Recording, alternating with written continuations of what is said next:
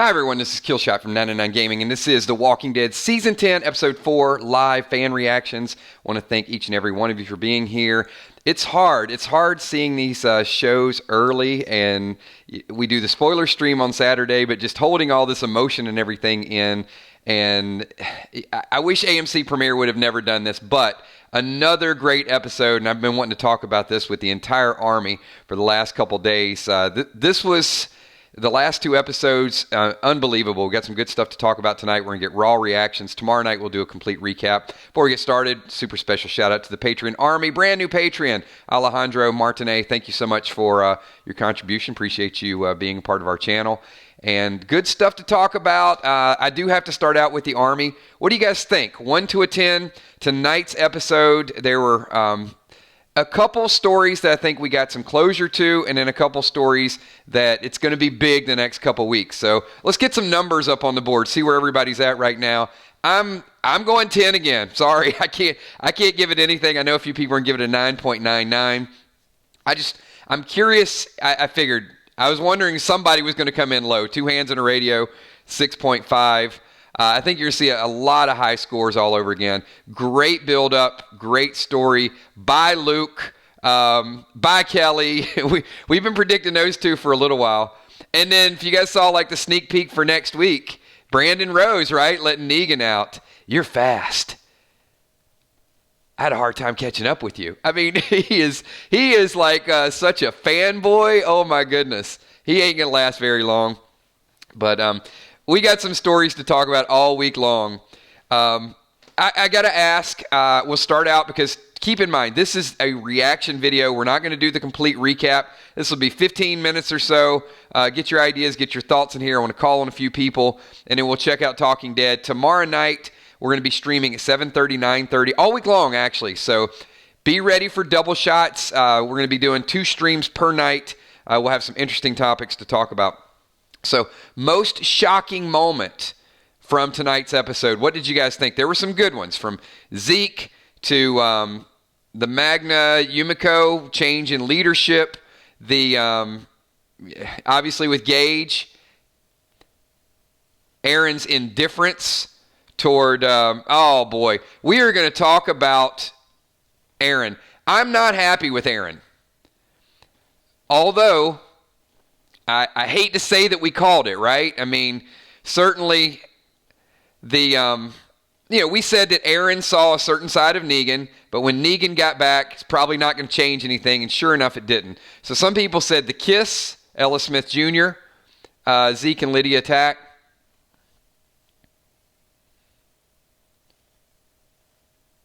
Good stuff. Getting some comments in here. So I will say I had shocking moments and my favorite moment. So the most shocking moment for me was Margot dying.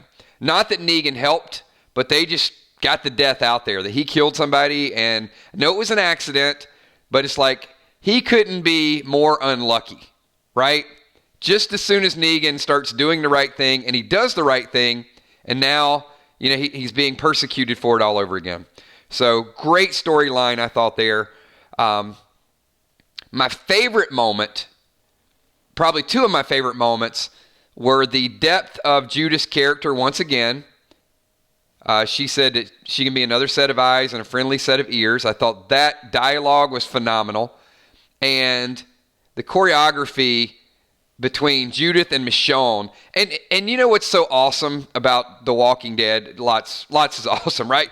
Leave your comments. Tell me what is awesome. But one thing that they do incredibly well is you get these moments from the actor, and they zoom in and you catch the exact emotion of the actor at any given time. Fear doesn't do it. Fear had a hard time doing it, and I'll give you a couple examples.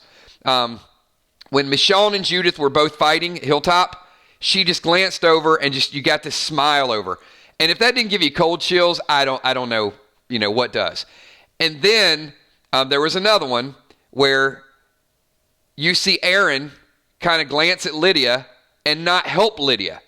And that certainly shows a transition or a darker side of Aaron, that he's just willing to let all this happen in front of him. Aaron could have stopped the bullies. He didn't speak up. And I hold Aaron personally responsible for what happened to Lydia. In fact, Margot's death is on Aaron's hands, even though he won't admit to it, because Aaron saw the bullying going on. Instead of saying, hey, you three, come back over here, he could have pulled all three of them to the side and said, look, she's a part of our community. Just accept her in the community. But he didn't. He ignored it. And then when Lydia came up to the table, they all ignored it again. And then when it got too much to handle, they couldn't ignore it anymore. So I agree with Daryl. I'm glad Margot's gone. She deserves it, but she would still be alive if it weren't for Aaron. Eric Beach in the house. Eric super chat and says Angela Kang is going to get an Emmy. Angela Kang is amazing. Just all these stories are so, so good. Also, watching it the second time, I noticed something with Magna and Yumiko. So we caught the first, or when some people saw the premiere, you kind of caught the part where she says, Magna says to Yumiko, you're not my lawyer anymore, right? And I'm going to give a kills coin if you can tell me what initially caused that conversation. The difference between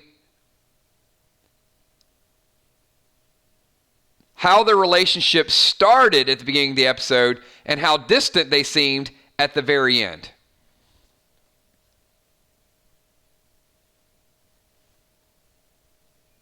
First kills coin of the week is going to... Now, see, some people, I had to watch this twice too. Joseph Grindstaff said, stopping killing the walkers.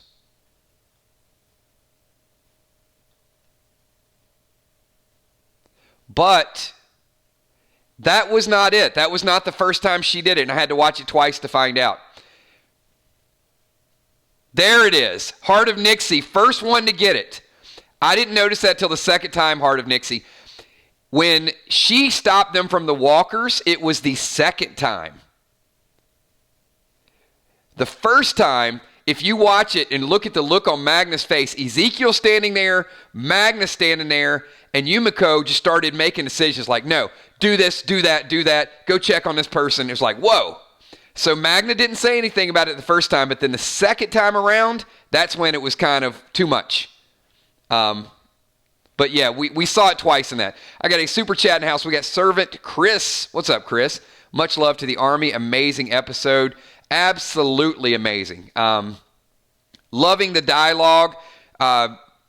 Chris, thank you for shouting out the Army as well. Great group of people. If you guys are just hanging out with us for the first time, doing a reaction video, subscribe, like this video, give it a thumbs up. But more importantly, hang out with us every single night, because I'm going to tell you some of the theories that we got out there last week, really starting to see those things manifest.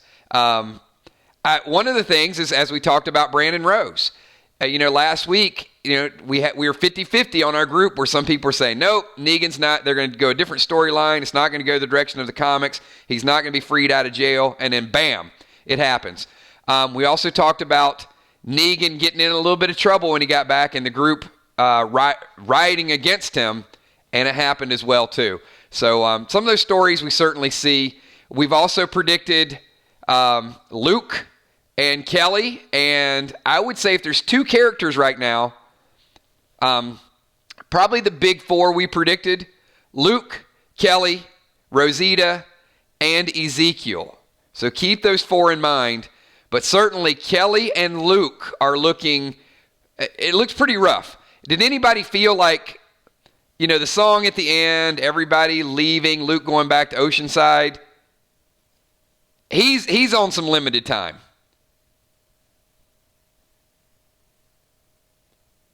And Kelly next week, I'm going to say goodbye, Kelly. I don't think Kelly makes it past next week. Let me also say, the first time I watched it, and I heard the song that was playing, and if you guys are curious,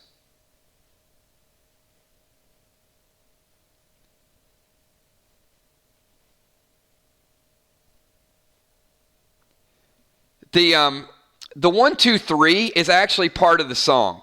So the first time I saw the episode, I thought, hey, it's a good song playing in the background, but is that somebody in, counting 1, 2, 3, 1, 2, 3, 1, 2, 3? No, it's actually part of the song. So, E-Beach, I think Sadiq is a goner. Eric, I think Sadiq has got a little bit of staying power.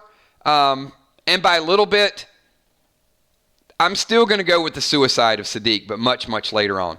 I certainly think he's feeling a lot of pressure. But yeah, you're right, I think, long term. But if you guys saw, Alpha said the border will crush them. So, two ways to look at that. The border's eventually going to get smaller and smaller and smaller and box them in, or marking the border is going to crush them. And I think Kelly's going to be the first person to mark the border.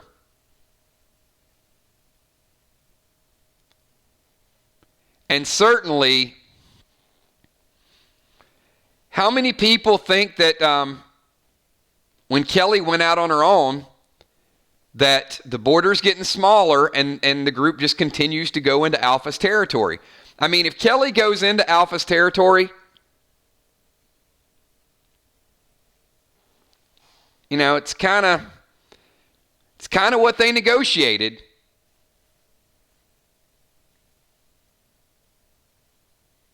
No. Julie Redfair, I think there's zero chance we see RJ on a Pike. And look, I'm not going to get into the whole politics of, if it's okay to put a kid, if it's not okay. I think RJ is going to be the future of the show. I really think RJ at some point, I think they wrote him in for a reason. It would shock people, but I don't think they wrote him in to kill either one of those characters. When they talk The Walking Dead having another 10 years, I see that as Judith and RJ at some point. Because, the characters are on there now, they can't keep acting on the show until they're in their 70s. It's just the nature of the type of show they're doing.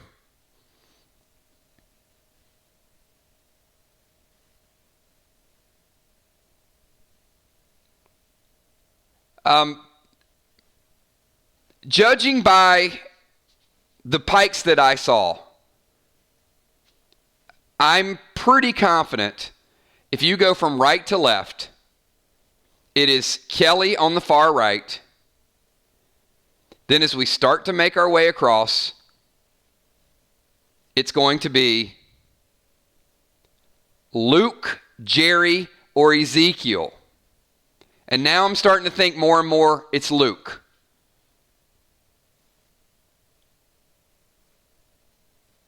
Gage and Rosita. And look, just because there's probably only going to be 4 on the border, maybe there could be more, but we think we've seen 4, doesn't mean that we're not going to have some other deaths along the way. How many people think that this season is not just going to be about the Pikes? How many people think that Alpha or Gamma, one of them, is going to make a mask out of one of our characters? I really feel like that's going to happen. We've been talking about that for a little while, but I think, seeing that's your trauma right there. Could you imagine psychologically if they took Rosita's face and you had to see a Whisper attacking you with Rosita's face? Oh my goodness. That would add to the shock element.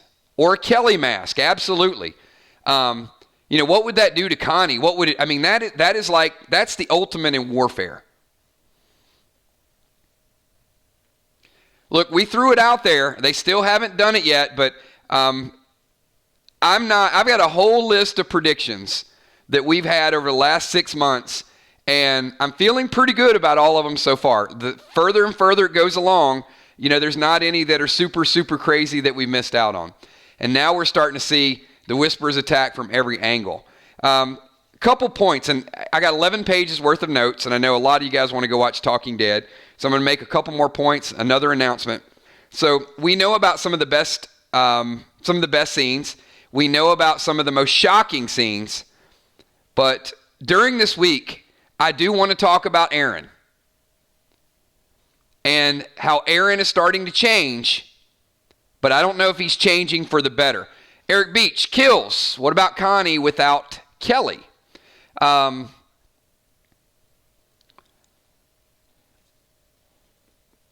Eric, it's going to be tough. I think Connie has staying power on the show because she's deaf and she's learned to cope with that. She's been that way for a long time. Kelly is just starting to lose her hearing, and I think she's going through a change and doesn't know if she can handle it. So I do think Connie's character is going to be strong in the future, but of course it's her sister. She's going to go through some emotion. It is going to be an impact.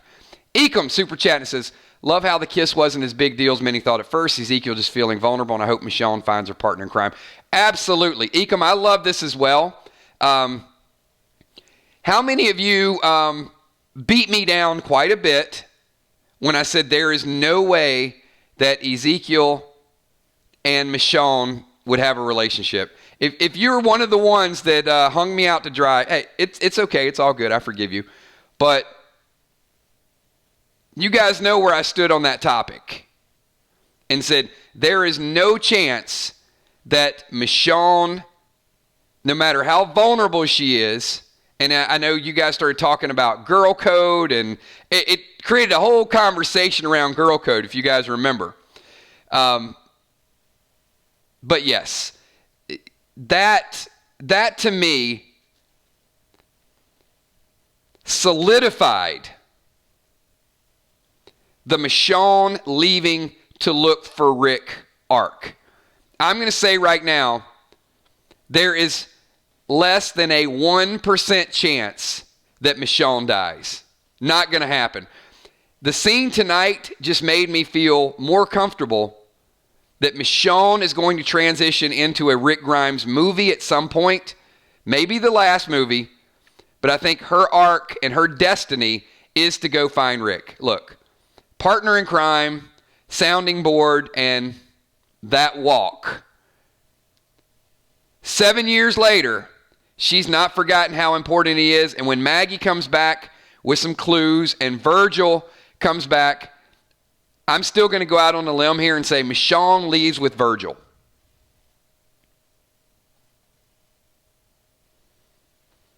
We'll talk about it later on in the week, but like I said, it's still alive. I'm glad the kiss is over with. Now, I will say this. The bond between Michonne and Ezekiel is at an all-time friend level. It's at an all-time high. They are stronger than friends, not lovers. And as Ezekiel said, maybe in another universe. But we can also, that kiss, to me, if Michonne had a romantic relationship with Ezekiel, and I would understand it after the amount of time and after what has happened with Rick, I still would not have liked it, and I never would have liked it. And I'm glad it happened the way it happened. I'm glad it happened with Ezekiel being vulnerable and Michonne being supportive. And that's all it was. No romantic interest at all. Zero. Absolutely loved the way they played that out. And I think that Michonne gave Ezekiel a nice little boost to get his self-worth back.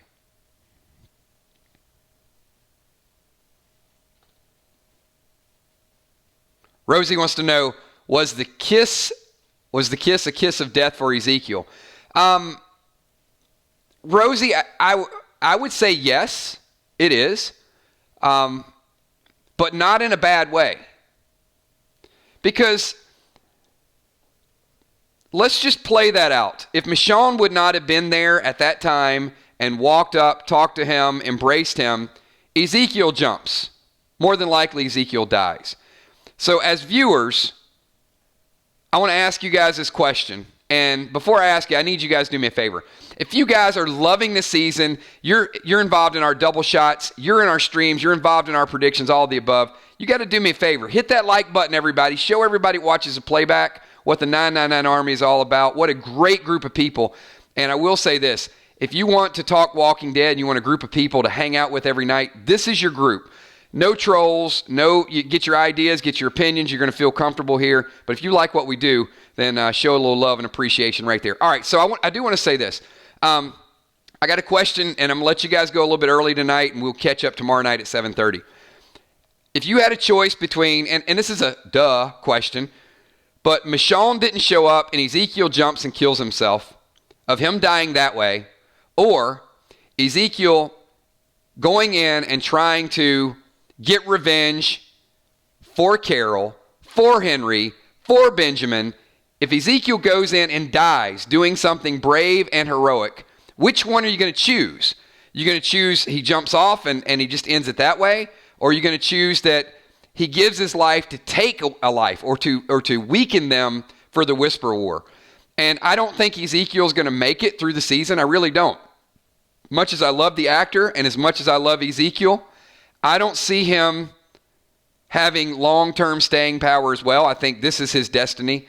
So the second choice, and as Rosie Duarte said just a second ago, did Michonne give him the kiss of death? Yeah, she might have. But it actually, what she did could have been a difference maker in the Whisperer War, because for every one Ezekiel can take out, it's one more that would not have been taken out had he not been there. And at this point, we need all the help. We need all the activity we can get. We just can't have people dying for no reason. You can't get hit by a tree and die in a shed. You can't jump off a bridge. You got to kill some Whisperers, man. You got to go out swinging. So just want to get that out there. We got a lot of good topics to talk about. So I'm going to ask the group right now. As I said, we're going to do double streams. Tomorrow night we'll have a Walking Dead topic at 7:30. At 9:30 we're going to do a complete recap. I have 11 pages of notes, so I need you guys to show up. If you watch the episode again, let's talk about it. But we're going to do probably 3 additional streams next week. And right now I'm going to take a couple notes from each of you. I'm going to ask the audience watching, what is it that you guys most want to talk about next week? Give me a few suggestions and we will fire it up. There'll be some of our 7:30 streams. I pretty much got the docket planned for all the 9:30 streams next week, but I want to get some of your ideas in here right now. What are you most curious about? What do you want to talk about with the Army? Give me your suggestions and let's wind this thing down. Sadiq is going to be a topic of conversation. Absolutely. Negan versus the Whisperers. Rollo Adams. Negan smiles at Brandon like he did Spencer. He does. And we're going to find out a little bit more about Brandon Rose. But certainly I think he's expendable. And if he turns into a traitor, very much like Spencer, I think he's going to be short-lived. Dead on Leprechaun, thank you for that super chat. Appreciate it, my man. So Gene Alexander wants to talk about Dante and Sadiq. The Negan Whisper, says Nova Sky. Certainly going to talk about that. Lisa E. wants to talk about Aaron. I am absolutely going to talk about Aaron. I'm going to try not to make it a rant, because you guys know sometimes I can take the gloves off. But let me say this. Aaron showed no appreciation whatsoever to Negan for saving his life. Aaron turned the other way when Lydia was being bullied. Aaron did not step up at the council. He voted down to kill Negan at the council. So of all the things, and he's one of the ones that spoke up and said, look, I know a lot of you guys think you can change, but people like that are broken. So maybe Aaron is fundamentally broken of all the stuff that he's went through. And I love it. Some people saying, screw Aaron, screw Aaron. Aaron, you are not the next Rick Grimes. Sorry, you can have the beard, you can lose the arm, but certainly I'm not liking. And now, I will say this. I love this. I love the fact that the writers on the show have taken Jeffrey Dean Morgan and they're transitioning him to a likable character, and they're taking Ross Marquand, who is the nicest man on the face of this earth. Unbelievably just wonderful actor, wonderful person. And they're letting him play that villain role, much like they did with Josh McDermott. Remember, Josh, when Eugene went over to the Saviors, they have these really, really good actors that can play it and play it well and deal with it. So I like that piece of it, even though I'm not agreeing with the Aaron arc. I don't think they could have taken a better person and had them play that role. So once again, hats off to Angela Kang and the entire crew. Hey, everybody, we're about 30 minutes in. I want to say thank you to each and every one of you for being here. Go watch Talking Dead. Enjoy the second part of that. Bring your notebooks. Be ready to talk about this tomorrow night. Do me a favor, once again, give this video a thumbs up. Shout out to the Patreon Army over in top left-hand corner. If you guys want to be a Patreon, there's a link down below. PDL sponsors, I'll talk about that next week. Those of you that are new, you need to find out what PDL is. It's our own virtual game that we do. Shout out to the Super Chatters, the moderators, Emmy, Steph, Tommy, Kells, and in a couple days, we're going to add brand new emojis, brand new super fans. But if I can get the green team to do me one favor, if you guys can flash the emojis of my 4 mods, Emmy, Steph, Tommy, and Kells, and I will see everybody here tomorrow night at 7:30 and then again at 9:30. So I got a lot of things that you guys want to talk about. We're going to make sure we hit each and every one of them. Thanks, everybody. Appreciate you, and I will talk to you tomorrow. Peace.